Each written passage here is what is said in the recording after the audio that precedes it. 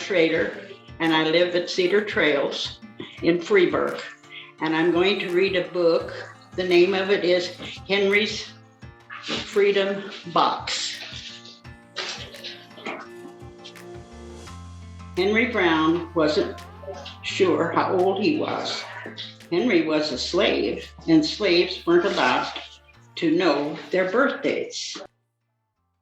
Henry and his brothers and sisters worked in the big house where the master lived.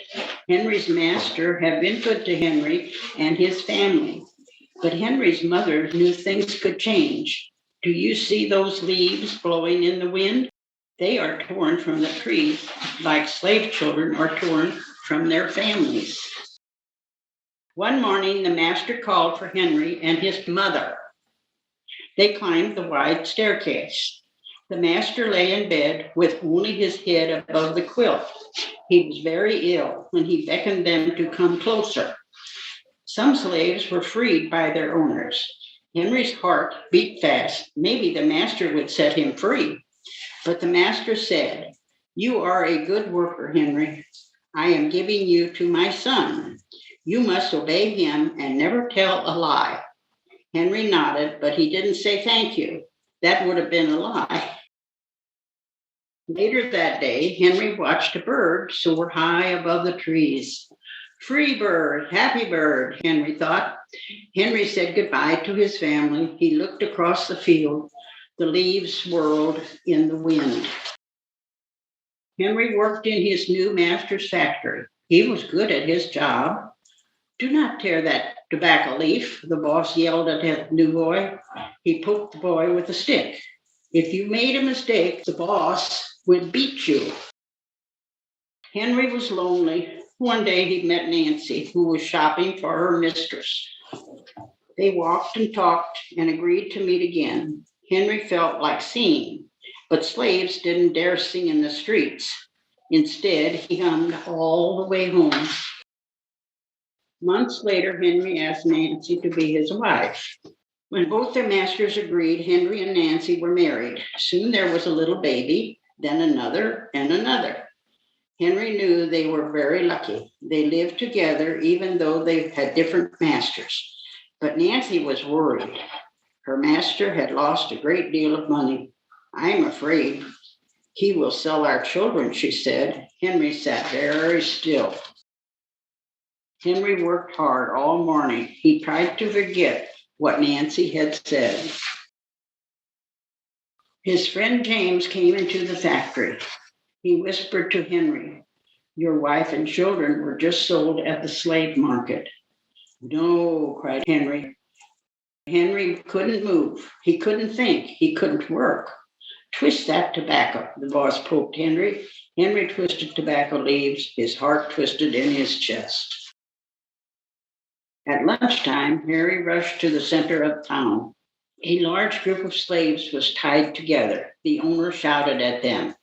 Henry looked for his family. "Father, father."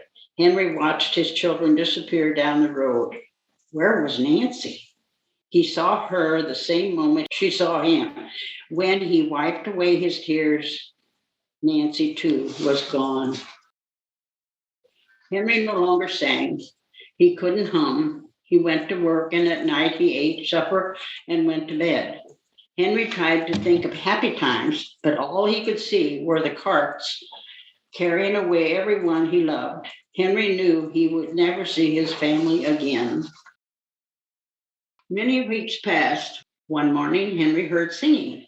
A little bird flew out of a tree into the open sky, and Henry thought about being free. But how? As he lifted a crate, he knew the answer. He asked James and Dr. Smith to help him. Dr. Smith was a white man who thought slavery was wrong. They met early the next day at an empty warehouse. Henry arrived with the box. "I will name myself to a place where there are no slaves," he said. James stared at the box, then at Henry. "What if you cough and someone hears you?" "I will cover my mouth and hope," Henry said. Dr. Smith wrote on the box, to William H. Johnson, Arch Street, Philadelphia, Pennsylvania. Henry would be delivered to friends in Philadelphia. Then he printed on the crate in big letters, "This side up, with care." Henry needed an excuse to stay home, or the work boss would think he had run off. James pointed to Henry's sore finger, but Henry knew it wasn't bad enough. He opened a bottle of oil of vitriol. "No," cried James. Henry poured it on his hand. It burned his skin to the bone. Now the boss would have to let him stay home. Dr. Smith bandaged Henry's hand, and they arranged to meet the next morning at 4 o'clock. The sun was not up yet when Henry climbed into the box. "Ready?" he said.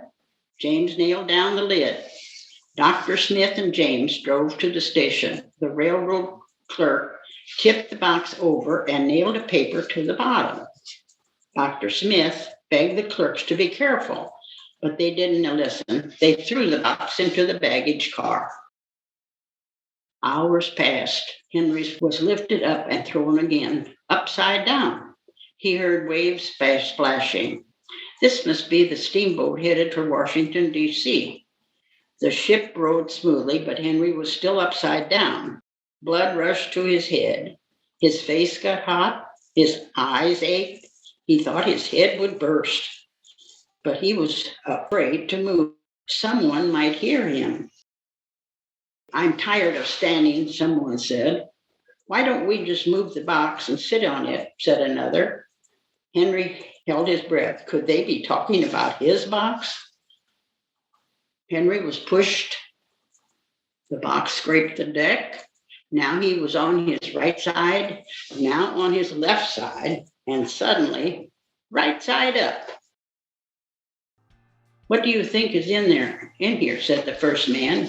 "Mail, I guess," said the other. "I am mail," thought Henry, but not the kind they imagined. Henry was carried off the steamboat and placed in a railroad car, this time head up. He fell asleep at the rattling song of the train wheels. He awoke to loud knocking. "Henry, are you all right in there?" "All right," he answered. The cover was pried open. Henry stretched and stood up. 4 men smiled at him. "Welcome to Philadelphia." At last, Henry had a birthday. March the 30th, 1849, his first day of freedom. And from that day on, he also had a middle name. Everyone called him Henry Box Brown.